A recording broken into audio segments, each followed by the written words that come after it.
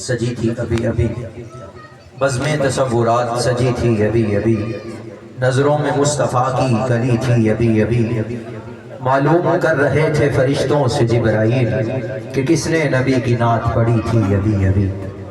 2-3 minute کی حاضری ہے، 2-3 قطعات مولا علی حسین کی بارگاہ میں پیش کر کے حضور شیخ کریم کو دعوت خطاب دوں گا۔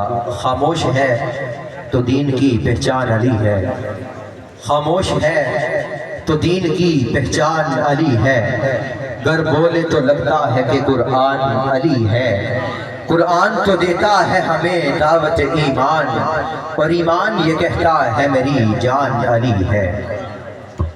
حیدر حیدر علی علی اور مولا مولا بولے گا، حیدر حیدر علی علی اور مولا مولا بولے گا، حیدر حیدر علی علی اور مولا مولا بولے گا، عشق علی میں پاک لہو کا قطرہ قطرہ بولے گا۔ حیدر حیدر علی علی اور مولا مولا بولے گا، عشق علی میں پاک لہو کا قطرہ قطرہ بولے گا۔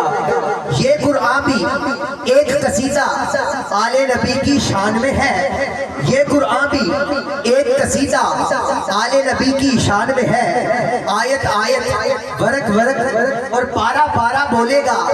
ہوتی ہے ایمان کی دشمن بغض علی کی بیماری، ہوتی ہے ایمان کی دشمن بغض علی کی بیماری، جس کو یہ بیماری ہوگی الٹا سیدھا بولے گا، اور لاکھ لگے بدعت کے پہرے فتووں کی اس بستی میں، لاکھ لگے بدعت کے پہرے فتووں کی اس بستی میں، نعرہ حیدر میری قوم کا بچہ بچہ بولے گا۔